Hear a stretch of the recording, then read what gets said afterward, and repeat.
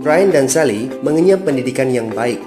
Mereka bertemu dan akhirnya menikah. Mereka memiliki pekerjaan yang baik.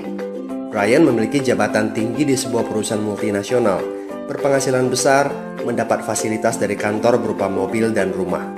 Mereka sangat menikmati hidup. Sering nongkrong bersama di coffee shop sepulang kantor, nonton di bioskop, mampu membeli baju dan tas yang matching, dan pergi berlibur sesekali. Tapi kenyataan sebenarnya tidaklah demikian. Utang kartu kredit mereka terus menumpuk tak berujung. Setiap akhir bulan merasa kehabisan uang. Mereka memiliki barang-barang bagus, tetapi tabungan masa depan kacau balau. Brian dengan mudah membeli ini, tapi bukan ini. Tabungan 100 juta pun rasanya masih jauh sekali. Sudah kerja lebih dari 10 tahun, tapi belum sanggup membeli rumah sendiri. Masih tinggal di rumah milik kantor dan mengendarai mobil milik kantor. Tanpa disadari, keluarga ini menggali lubang kemiskinan. Keuangan mereka hanya cukup untuk membiayai kehidupan keluarga saat ini. Mereka harus terus bekerja untuk menghasilkan uang.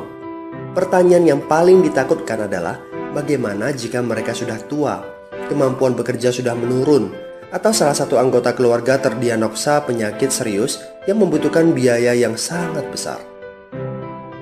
Apakah kehidupan Brian dan Sally mencerminkan kehidupan Anda? Apakah saat ini Anda memiliki penghasilan tetapi sebelum akhir bulan sudah merasa kehabisan uang? Memiliki hutang berkepanjangan yang tidak ada habisnya? Memiliki barang-barang bagus tetapi khawatir karena tidak punya tabungan? Memiliki hidup yang berkecukupan tetapi khawatir tidak mampu menyekolahkan anak-anak dengan baik? Memiliki rumah tinggal tetapi berkemungkinan besar harus menjual rumah bagus ini karena tidak punya dana pensiun?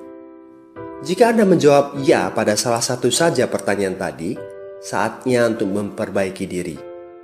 Mau jadi seperti apa kita ini kalau ternyata kita sebetulnya hanya gaya dari luar saja? Mau hidup kropos seperti ini sampai kapan? Aha, mari kita mulai menabung. Nah, apakah menabung saja cukup? Berapa banyak yang bisa Anda sisihkan untuk ditabung setiap bulan?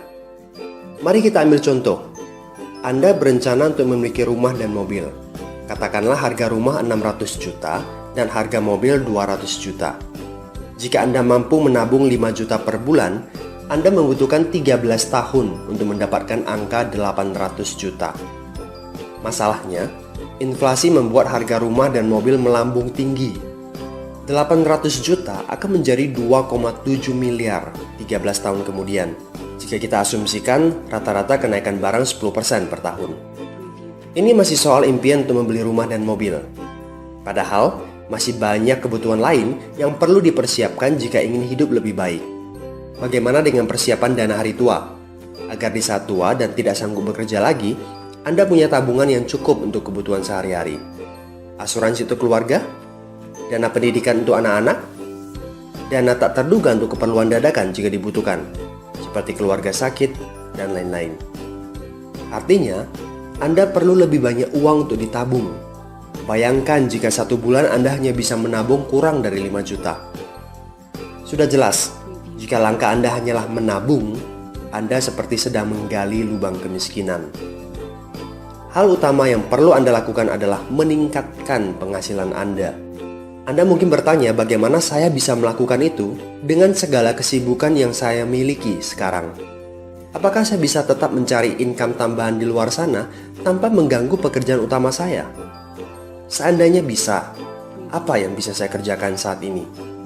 Nah, langkah pertama yang perlu Anda lakukan saat ini adalah menghubungi teman yang menunjukkan video ini kepada Anda. Dia punya akses untuk jawaban dari pertanyaan Anda. Informasi itu yang Anda butuhkan saat ini. Terbukalah, seperti parasut, pikiran hanya dapat bekerja saat terbuka. So, segera hubungi teman Anda dan dapatkan video informasi berikutnya.